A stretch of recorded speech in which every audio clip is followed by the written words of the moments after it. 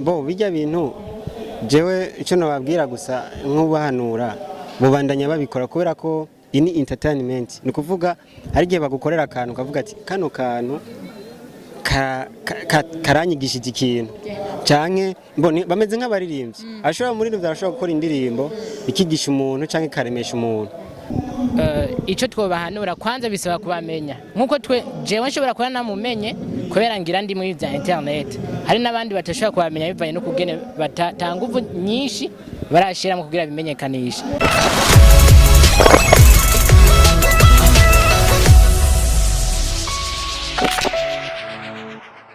Hello bakunzi ba Bishop TV ndabaramutse cyane ngira ngo murabona ko ibintu bisa neza ari niyo kuri micro nubwo ndi naje ndibagira izina ryanje ni hatari ibintu byashushe ngane oraba hama ndi kumwe n'abasore babiri hinge babidondore abaribo no bavuga ngira no hava mvuga amazina kutariko canke nkavuga ivyo bitari byo hinge babidondore ya je merci je banyita MC BRIZO CEO wa GTV cyangwa ushobora kunyita igikoko n'amazina menshi batwita muri kano kazi kacu nkaba ndi ngaha nyene naje gushigikira aba Melody kugira ngo sirabona ko byari biryoshye ngaha yawe karibu Asante sana nanje ni Viva journaliste tugirira hano Hit News kameme Hit News ego nanje ndi ngaha kugira nshigike ba Melody no ego muri Marketing Entertainment nyene nayo mpamvu ndi ngaha. Okay, karibu kandi turabona ko Hit News undi yavuze ko akora kurinde Flip gusubiramwo bakayidibira GTV novuga ati karibu kuri Bishop TV mbega mwoba mwashitse ngaha ahantu gute ndabona ko hari ibintu ari birori byagenze neza ibintu biryoshe twese twashitse ngaha n'ubutumire mwarose bimeze gute bo jengene naje nafashe taxi nshitse hajya candururuka canza ndamaguru niyo mpamvu rero naciye ngaha kandi nashitse kare nicyo kibazo nanje kugenda nahashitse naronse ubutumire naratumiwe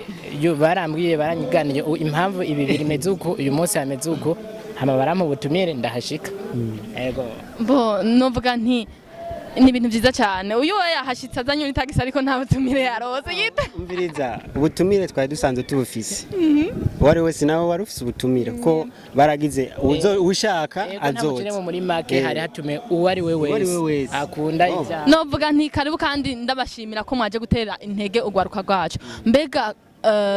ku bantu bafise novuga n'umwuga w'umumemero ngaha mu Burundi mubibona gute ivyo bintu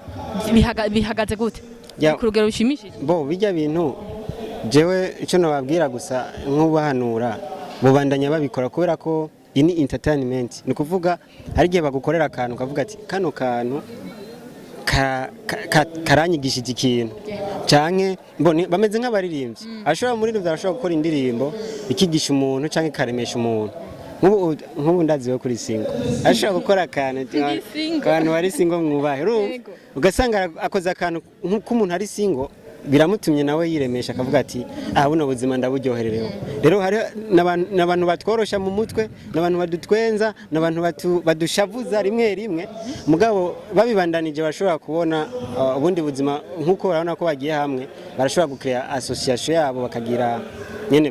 ibintu bikuze cyane bisumba n'ivyo turiko turabona ubu Vivaho ibintu by'umumemero ubona gute ngaha mu Burundi kwanza nabibona neza ico cyambere ndiyadushatse kuvuga aho bigeze no aho bigeze ikibanza biriko kungena abantu babifata ngaha mu Burundi muri make muri rusange biriko biraza ugeranije no mu minsi iheze ubu umuntu yoshima kuko naba bose ndazi baje avuga ati reka ndabe naka duhora tubona dutwenza abicije mu buryo ndibaza ngira zo bariko baraba iki kiganiro baratahura memes cari ico canke aba memer abaribo mu bisanzwe bariko bakora neza umuntu arashobora kukumenyekanisha cishije kuvyo bakora no kugene bakora kandi abicishije mu gutwenza atagushavuje atari guhasa ati koriki uburoro ni bwinshi ariko muri make umuntu yoshima aho bigeze babandanije ukucu usanga byagenze neza ujya nawe utamubona uyu nyene turi kumwe bakozi ba Bishop TV nabonye utarunzi nabonye utarunzi bakozi ba Bishop TV aba turi kumwe n'aba soi-disant aba journaliste bakora ku ma TV online même si ataba journaliste ndabeshe tuba youtube voilà n'aba youtubeur tugerageze journaliste devenir umugabo même uri mu youtubeur muri mwanya uri mu youtubeur sinzi mwebwe muri mu bantu mushobora kwamamaza ibikorwa by'abantu kugira ngo abantu bakiri hasi abantu bakiri mu ntango y'ibikorwa byabo bashobore kumenyekana mwebwe nk'abantu mukora ku ma TV online nigiki muriko murakora cyangwa mwiyumvira kuzokora kugira ngo aba bantu abamemero bacu bashobore gushika bashobore kumenyekana jewe ikintu je nzokora je nama nabikoze twama twabikoze mu kubafasha kubaha ibiganiro mu kubafasha kubashikana ahandi ahantu batari bipfuza batari bazi ko boshika par exemple ashobora gutora akantu kiwe yashize ka postinze nkagashira kuri stati burya niyo byabona mama wanje agatwenga bazoba bamumenye ko ari abantu benshi bahora bambaza uwo muntu yitwa Manyanga ninde baraza kumubona kuri Bishop TV. Rero hari ibintu byinshi twe tubafasha mu kubamenyekanisha ibikorwa byabo mu gukora ama interview. Ikindi kintu tuzobafasha ni kubandanya tubashikikira nkuko twabikoze uno munsi turahashika nundi munsi nibadutumira tuzeza tuhashika nko twashitse uno munsi yawe. Tubibutse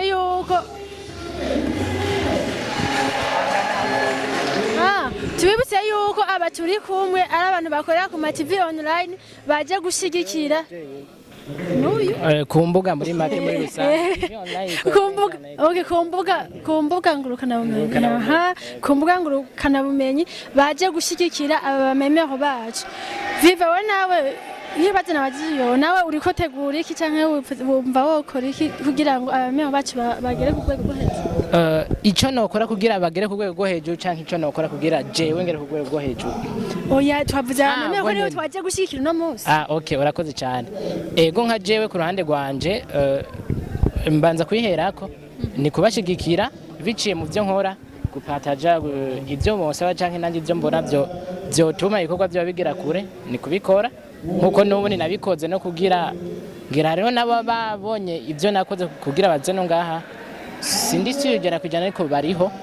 hama ku ruhande y'ikindi nabo bokora nibakora nishaka gushigikirana kuko iconze cyo yaba ari umwe nk'akarero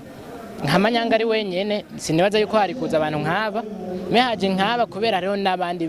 bafatanije bagira ubumwe hama bakore cyane babandanye batera imbere. Dukore sharp akabazo kanyuma mugira ngo duheze muhanura iki kuko hari aba journaliste benshi batazi canke aba youtuber abantu bakora ku marezo sociaux batazi aba memere ibintu bakora batanabazi muhanura iki abo bantu babasiga inyuma batabitwararika ngo babafashe mugira ngo bashike kure? Ico twobahanura kwanza bisaba kubamenya nkuko jewe nshobora kuba namumenye kubera ngira ndi muri bya internet hari nabandi batashobora kubamenya bivaye no kugene batanguvu nyinshi barashira mu kugira bimenyekanisha. Icambere uruhara runini ruri kwabo ba memere nyene aba memere nibajya bandika utuntu swata barama video canke amajambo aherekejwe n'amafoto me uruhande runini abari gutwenza ariko harimwo inyigisho impanuro yinyegejemwe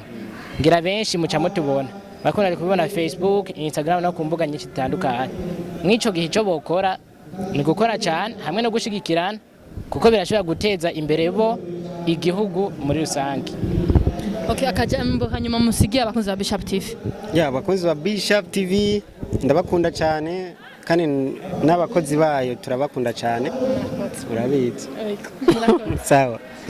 Akajambo kanyuma ni gushima ko kanya mwaduhaye no kubatera kuhaje uko muri kumukora neza cyane muri minsi. Hama mubarangire imbuga zanyu namwe baje kubafasha nama mvuga dufashanye nkuko mudufasha mukaduteza imbere kuri shone yacu n'abandi mu bandanye mwashike. Yes, jewe fise TV yanje ni Flip GTV ndakwinginze gende kuri YouTube ugire subscribe ucuja kuri sabone n'agakengeri ntwibagire ukashirako hama ucuja kuri Instagram ni Flip GTV ko nyene Burundi hama ukacuja kuri Facebook ni Flip GTV uko nyene hose ama utibagiye ko nanje mfise page wanje personnel kuko sinatangwe ndumu YouTuber natangwe ndumwanditsi nka vivanga gusa nuko ntavyinjiramo cyane kubera akazi kenshi ka TV ni MC BRIZO promoter ushobora kumfollowinga kuri page yanje hamukabandanya wironkera amakuru y'abaririmbyi y'abameme hamwe n'abandi bantu bagiye batandukanye. Uvuze kugira dukurikirane ni nayo mpamvu benshi tubashitse ngaha kuko ntibahuye mu nzira ngo babe babwire baciye kwizo mbuga internet nyene. Ku ruhande rwanje nkuko ngira mubibona ngaha ni Hit News, Facebook page, Instagram, Twitter na YouTube. Hose urumva nibwira follow, like na sabone ariyo subscribe. Mubikorana urukundo murakoze cyane. Akabazo kanyuma kuri uyu man iyi umupira ufise imipira ngahe isuku? Ubu numwe usuku hari uwundi wera ariko ufise logo ndateganya no kugira myinshi kugira ndayaba abafana banje. Nico nashaka kugusaba umunsi umwe